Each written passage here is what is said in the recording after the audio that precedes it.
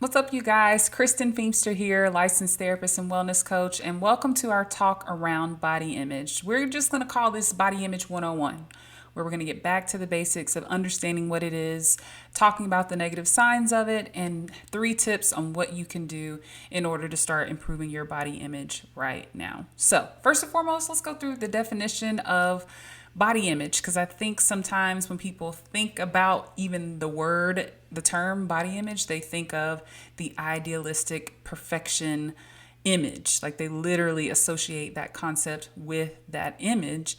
And really, body image is kind of like health. It's like it's always relevant. It's just whether it's leaning one direction or the other, whether it's helpful or unhelpful, healthy or unhealthy in that sense. So we always have a body image. It's just about what our body image is comprised of and how healthy is it for our day-to-day functioning. So the National Eating Disorder Association defines body image as the ways that we perceive, feel, think, and experience our bodies. I think it's easier to understand concepts of perception, which is what we see, feel, which is like emotions. I feel good about my body, or I feel ashamed of my body, or I feel content with my body. And then thinking is my body is ugly, my body is beautiful, that type of thing. But experiencing your body is also a big one in that it's how do you like literally feel in your body?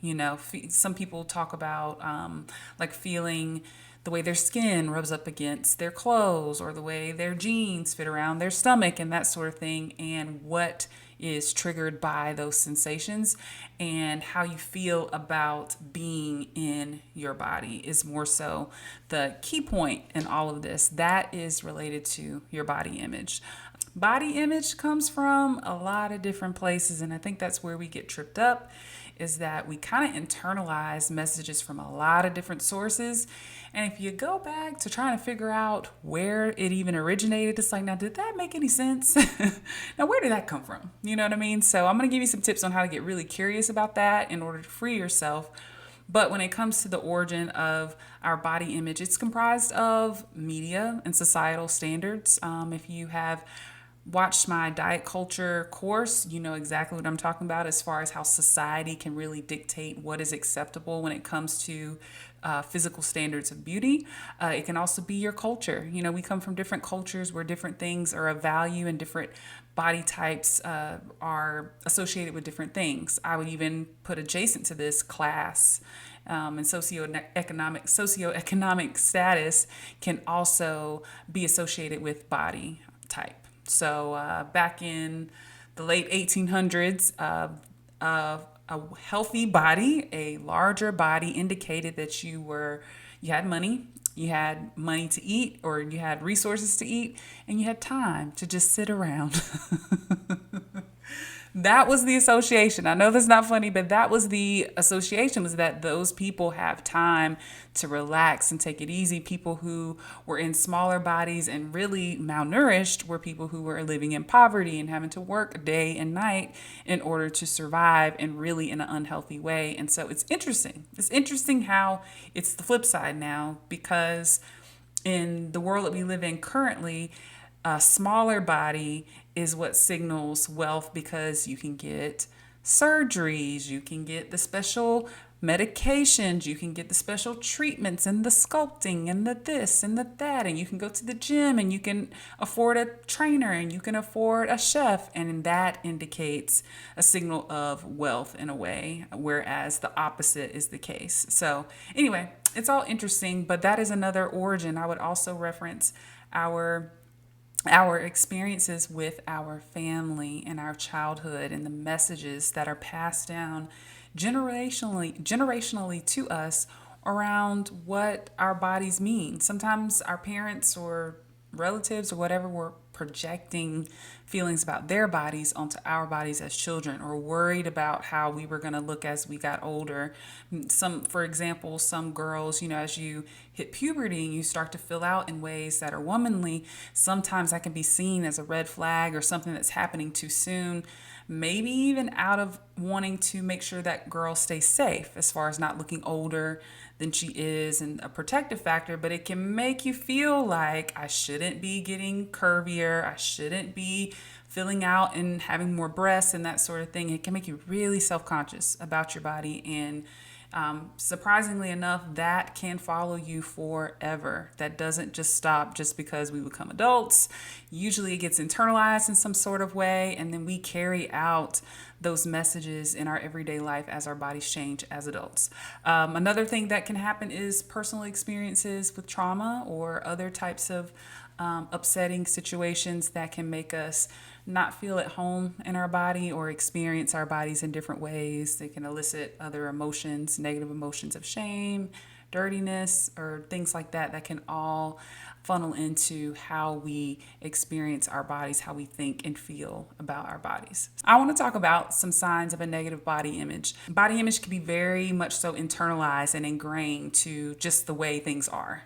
And you can really not realize that, oh, wait, that's not a sign of health. That's not a sign of pursuing a goal that I had in mind. That's a sign that I have a negative body image. And it's very closely intertwined with diet culture stuff, which is promoted and celebrated, when really, if you look behind the wall, you would see that actually that's rooted in something that's not so healthy. And it makes you even wonder about where other people are that you might look up to or admire, where they actually are with their body image. The first one that I like to name is body checking. And really it's body checking or body avoidance. So we're going to go with both of them. Body checking is having to stop at every mirror or spending extended periods of time in the mirror checking, like literally checking your body.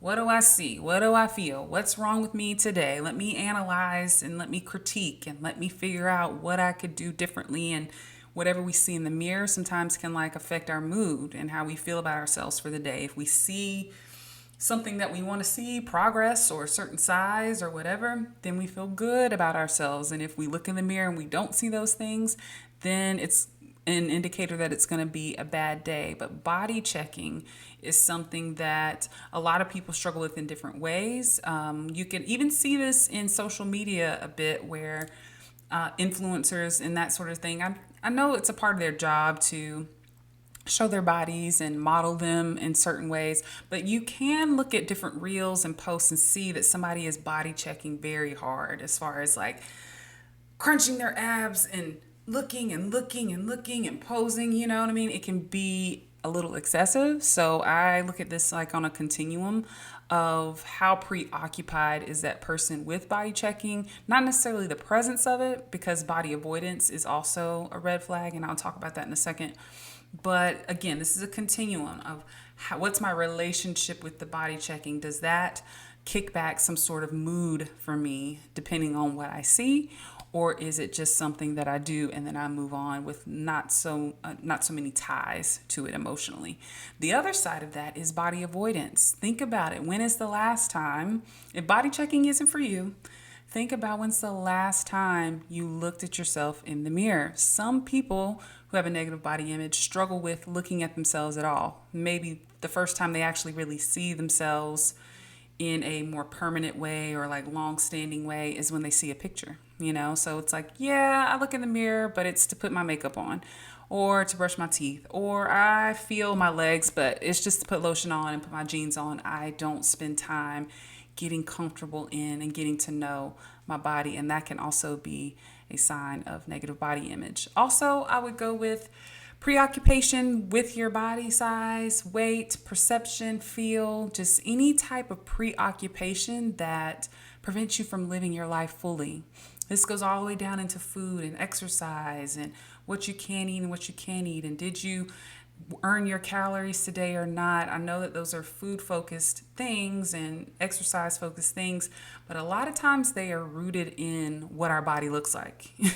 Usually, or even if we are not in the body that we want to be in, we tend to obsess over those things. And if we are in the body that we ultimately desire, we even continue to obsess over keeping it that way by way of being preoccupied with what we eat and how we move our bodies. So any type of preoccupation that prevents you from just being where you are, like you're at dinner, you're preoccupied with eating the meal rather than just experiencing the meal with other people, that could be a sign. Or if you are going through a day and you haven't quite hit your steps goal yet, and you're preoccupied with hitting your steps almost to the point that you would get up and do something that maybe isn't as normal to get them in, that would be an example of being preoccupied with those things. Another thing that I would say is any forms of extreme dieting or exercise. So there is a healthy balance to nourishing our bodies well, moving often, stretching, mobility, strength, vegetables, fruits, protein, fat, all that kind of stuff. There is an element of needing that for a balanced health, a well balanced lifestyle and health. However, going to the extremes, it's kind of like sometimes we can go to the extremes and then it can kind of be like, is this about health or is this about looking a certain way? So some people will starve themselves. Some people will purge in different ways. Some people will, exercise beyond injuries and for the sake of achieving a certain body size and not necessarily because of health, because those things in the extreme would not be healthy if I'm working past an injury or if I'm not eating and my hair is falling out or whatever the case may be. That's not necessarily rooted in health. That is about my body image in and of itself. So if you find yourself going to extremes, that could be a sign that you need to take a further look at what's motivating that type of behavior and lifestyle. Comparing your body to other people. This one can be a very subtle one to catch, like hard to realize just how much you may be doing that because we're visual creatures, We take in what's around us in a visual, sensory way, So it's kind of hard to say, am I comparing myself to this person or am I just observing this person? But if you are paying attention and being aware and practicing mindfulness with yourself, you may start to see a trend of comparison in the ways that you engage with social media, the ways you engage with other people. Think about if you're just going to the pool or to dinner with your friends, are you assessing them or assessing yourself in comparison to what they have on, what they look like, their size, what they're eating, that sort of thing, or are you just there to connect with them? Same thing with social media, which is really hard because social media really funnels a lot of this stuff. I'll be honest with you. I think just social media breaks is what we need to do a lot of the times to recalibrate. But who are you following and why are you following them? Are you following these people because they make you feel good and they're an asset to your life and they add value to your life? Or are you following them because you want to look like them and they remind you of how you don't look like them and thus to somehow motivate you to exercise and to diet? Sometimes that can be the motivator, is that I'm not just following her because I appreciate what she puts out into the world. I'm following her because then it triggers something in me that makes me want to get up and lose 10 to 20 pounds so that I can be more like this person. That is comparison. I know we kind of crowd it out with motivation or, encouragement, but really that's a comparison thing because it's putting you up against the other person as if one thing is better than the other. Another thing that I'll say is we can oftentimes get into thinking negatively about our bodies, but also speaking negatively about our bodies in ways that we don't even realize, or making jokes about our body. My big butt, you've got to slide over for me, that sort of thing. Any type of self-deprecating language is definitely a sign, because if we're saying it out loud in front of people, let's be for real. If we're saying it out loud in front of people, you can only imagine what the tape is internally when we're doing that.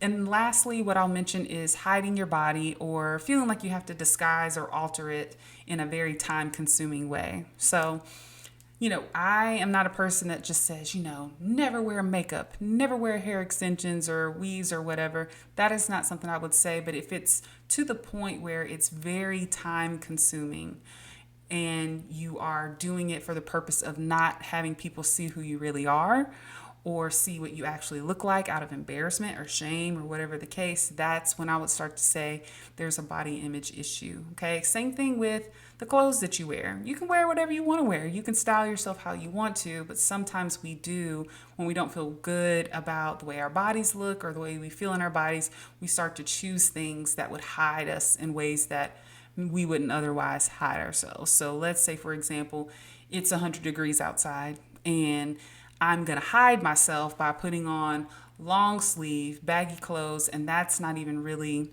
what the weather is calling for. So now that we've gone through some signs of a negative body image, I want to give you all some tips on how you can start improving your body image right now. First and foremost, I think you can start this now, but it is a working thing, is you've got to learn a little bit more about diet culture and start to get really curious about the internalized messages that you have in your mind currently.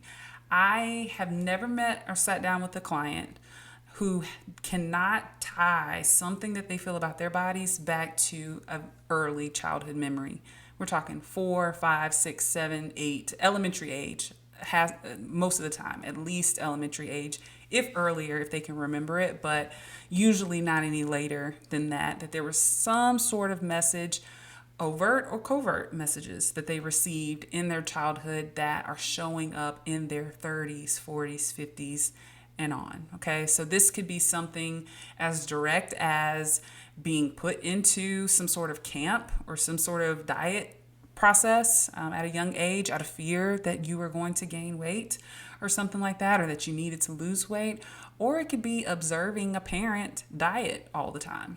Okay, so the obvious one is you being sent somewhere or you being put on a diet, but also the more indirect impact of watching someone struggle with their body image and their disordered eating styles, and thus you're kind of growing up in that environment, learning what that looks like and seeing how they prioritize and seeing the messages that they communicate in their behaviors.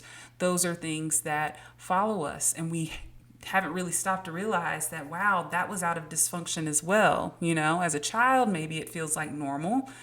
Then you get older and you realize that wasn't normal, but have I started to unlearn the messages and the beliefs that I have around myself that are really rooted in something that was ultimately unhealthy and dysfunctional? So I would say start to explore, where did that thought come from? Where did the perception that this type of body for me is better than this type of body? What is the actual difference? How do I feel about people in different size bodies? What's my understanding of fat phobia and the role of diet culture in the ways that I see myself, and also maybe the way I'm looking at other people? That's a question that you can ask now, and it's a constant work because we're always under the pressures of society, but we can be more aware and more empowered into how that affects the way that we move throughout our day-to-day life. The other thing that I would say is spending more time with your body as it is. I know a lot of people that say, I love myself, I'm in the gym every day, I love myself, I meal prep every week, I love myself, I make sure of this and I make sure of that. And it's like they're operating on their body. It's like their body is a science project, you know, or something to be, you know, kept in line and taken care of in this very rigid way. And so I would encourage you to lean into things that aren't about fixing your body necessarily, but more so experiencing the body that you have. You can be very disconnected from your body in certain types of exercise. So say, for example, with a more intense type of training, it can be more about making your body do something than experiencing how your body is. Whereas in more grounding types of movements such as dance or yoga, there's a lot less rules to it, and there's just a lot more presence and mindfulness involved. So try to involve some more creative ways and some more carefree ways of moving your body and spending time with it. And depending on if you're a body checker or a body avoider, you can start to come towards the middle with that. So it may be pulling back from body checking and more so just learning to experience how my body is in the day without letting the assessment determine how I feel about it. Or it could be, what would it look like for me to look and spend some time looking at myself genuinely in the mirror instead of avoiding myself altogether until I see a picture that I wasn't ready for on Facebook. So spending time with your body is something that's nuanced, but figuring out what works for you and being intentional with doing it. I would also recommend retraining the tape, which ties back to the first point that I gave, but I want to revisit it in that sometimes we just really have to uproot the self-talk. We have to catch it and we have to replace it with affirmations. We have to replace it with positive self-talk, because as long as that tape is running, the tape's going to run. And whatever's been on it is going to stay on it until it gets replaced with something else. So you've got to intentionally put messages into that tape that are going to help you move away from some of those old core beliefs that are rooted in observing your parents' diet or being put on diets or being bullied at school. You want to replace those voices and put in a new healthy voice by way of affirmations and positive self-talk.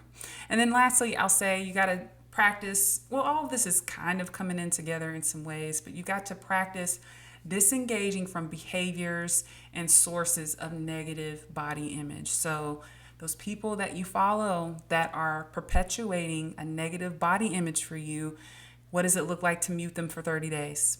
Okay, maybe you can't unfollow them because I don't know, or maybe you can. But what does it look like to at least give yourself a break and just see how it feels? Okay, if you don't like it, if it doesn't work, you can go back to it, or you might find that not only do you forget about those accounts, but that you feel better after a while. Another thing would be disengaging from behavior. So dieting and trying to improve your body image at the same time is probably going to be a little bit difficult. Exercising excessively, being preoccupied with how you look and how you show up and comparing and all that stuff, and trying to accept your body as it is going to be very hard. So you don't have to eliminate some of those practices, but we just want to pull back to something that's a little bit more moderate and a little bit more manageable, that leaves room for you to also work on just your sense of self and self-esteem outside of your body altogether. All right, so those are my tips on how to start improving your body image today. Please know to extend yourself grace. If you are struggling with your body image currently, chances are you've been struggling and have been influenced to feel that way over a long period of time. So take it one day at a time, and I hope these tips were helpful for you. I'll see you in the next video.